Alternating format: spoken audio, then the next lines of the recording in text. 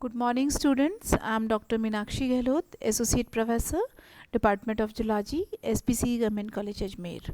मेरा आज का टॉपिक मोनोहाइब्रिड क्रॉस, जो कि MDS यूनिवर्सिटी अजमेर के BSc पार्ट फर्स्ट के सेकेंड पेपर को कवर करेगा।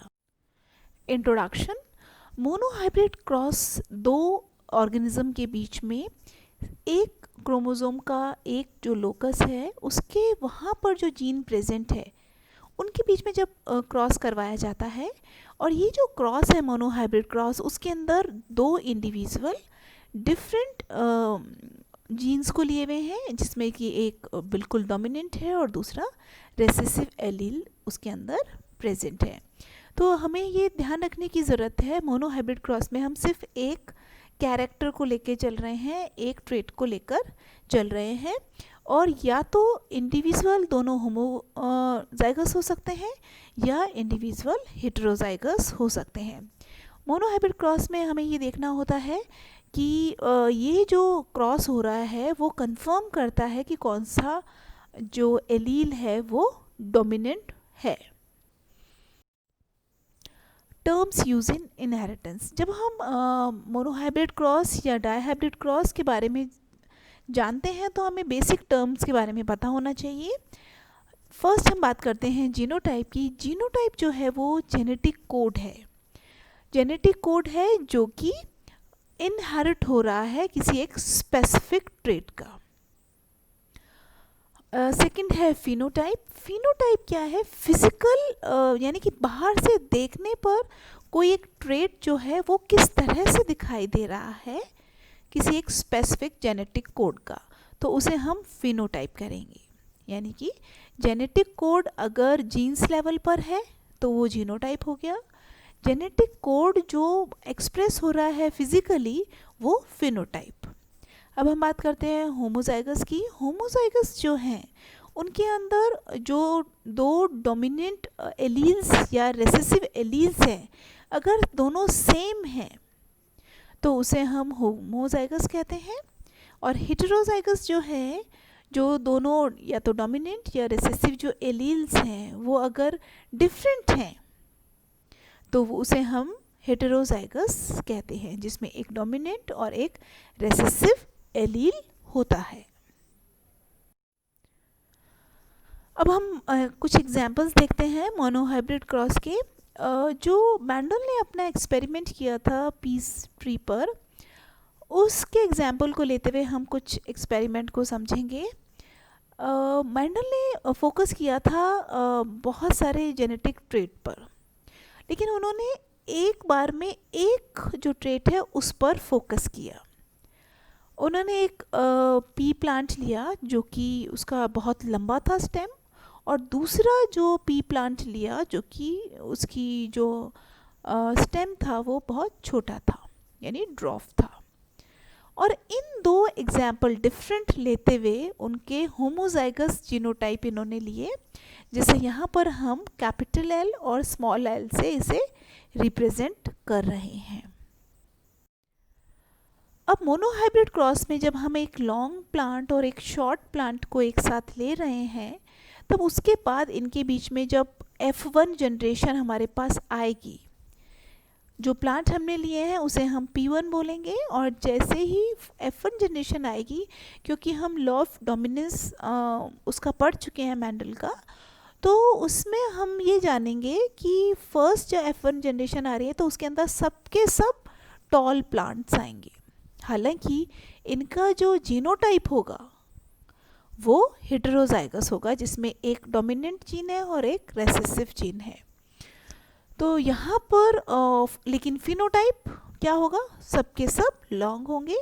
जीनोटाइप में जो अगर हम देखें उसका जीनोटाइप, तो उनका जीनोटाइप मिक्स होगा। आधे जो जीन हैं वो लॉन्ग वाले होंगे और आधे रेसेसिव यानी स्मॉल एल के जीन्स होंगे।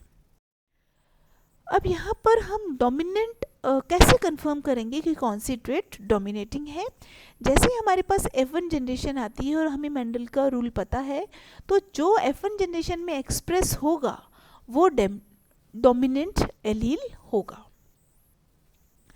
जब भी हम हेटेरोजाइगस क्रॉस करवाते हैं, हेटेरोजाइगस के बीच में जब क्रॉस करवाते हैं तो उसमें से एक जो रेसेसिव एलील है वो भी एक्सप्रेस हो जाती है और उससे हम कंफर्म कर देते हैं कि इसमें से कौन सा एलील डोमिनेंट है। उनका जब रेशियो हमारे पास आता है तब हमें पता चल जाता है F2 जनरेशन के अंदर कि इसका जो ट्रेट है वो कौन सा डोमिनेंट है। तो इस तरह से हम एक्सपेरिमेंट कर जो हाइब्रिडाइजेशन है वो करवा कर हम उसके डोमिनेंट ट्रेट के बारे में पता लगा सकते हैं।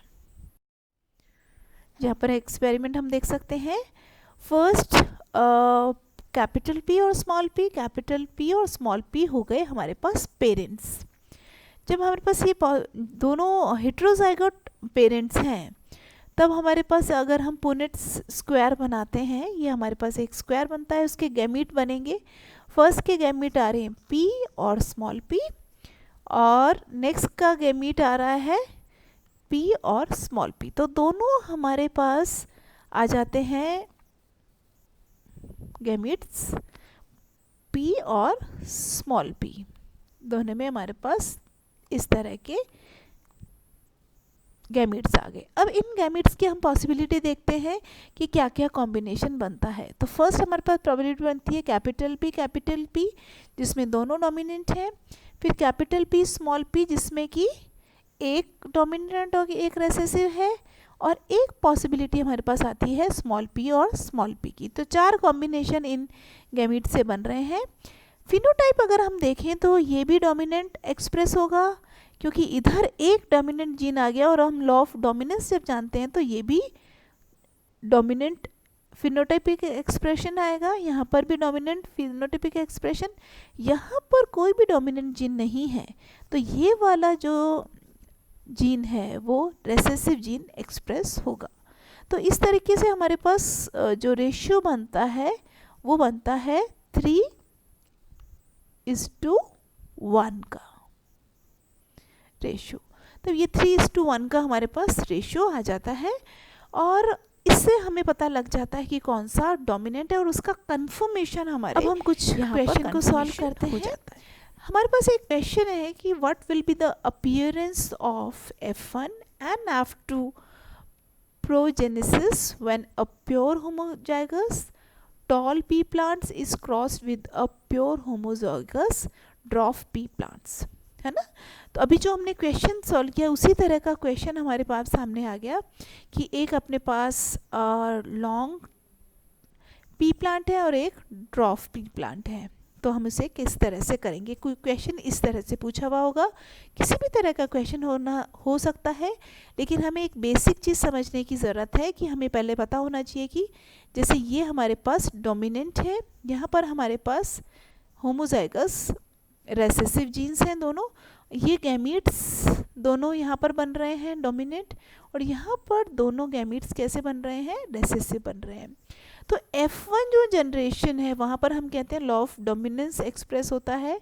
तो यहाँ पर सारे के सारे जो प्लांट है वो कैसे होंगे, टॉल होंगे। तो F1 जनरेशन कैसी होगी, हेटेरोजाइगस होगी, दोनों होमोजाइगस नहीं है, हेटेरोजाइगस, एक डोमिनेंट और एक रेसेसिव है, ठीक है, और सारे के सारे टॉल होंगे।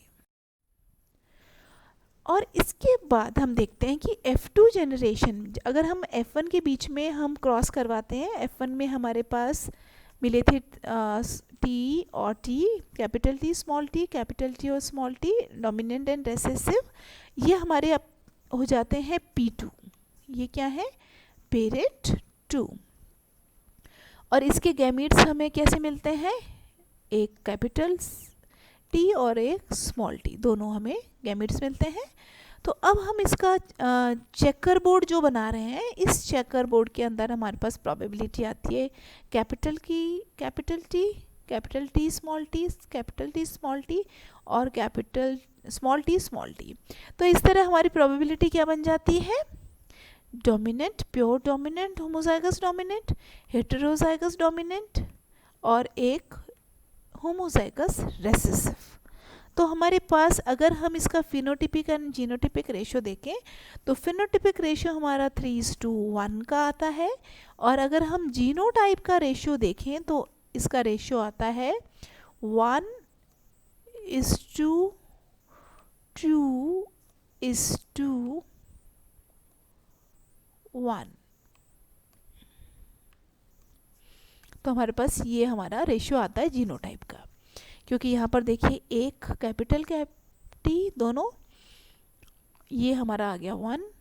दो क्या चीज़ आए, हेट्रोजाइगस कंडीशन डोमिनेंट, ये हमारे 2 आ गए, और लास्ट जो है वो है रेसेसिव होमोजाइगस। तो इस तरीके से हमारे पास किसी भी तरह का कोई भी क्वेश्चन है तो हम इस पुनेट स्क्वायर से इसे मोनोहाइब्रिड क्रॉस के क्वेश्चंस को सॉल्व कर सकते हैं।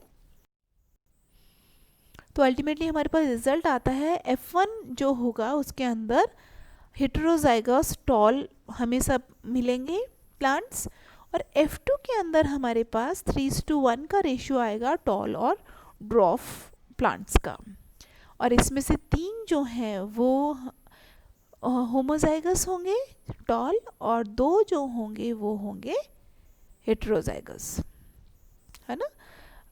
2 होंगे हेटेरोजाइगस और 1 होगा होमोजाइगस ड्वार्फ। एक प्योर होमोजाइगस टॉल, 2 हेटेरोजाइगोट्स और 1 प्योर होमोजाइगस ड्वार्फ। तो इस 1:2:1 का रेशियो बनेगा, और 3:1 का रेशियो फिनोटिपिक उसके अंदर बनेगा। आज हमने मोनोहाइब्रिड क्रॉस के बारे में समझा कि किस तरह से डोमिनेंट जो ट्रेट है वो किस तरह से एक्सप्रेस होता है, और किस तरह से हम जीनोटाइप और फिनोटिपिक रेशियो मोनोहाइब्रिड क्रॉस के अंदर निकालते हैं। Thank you so much.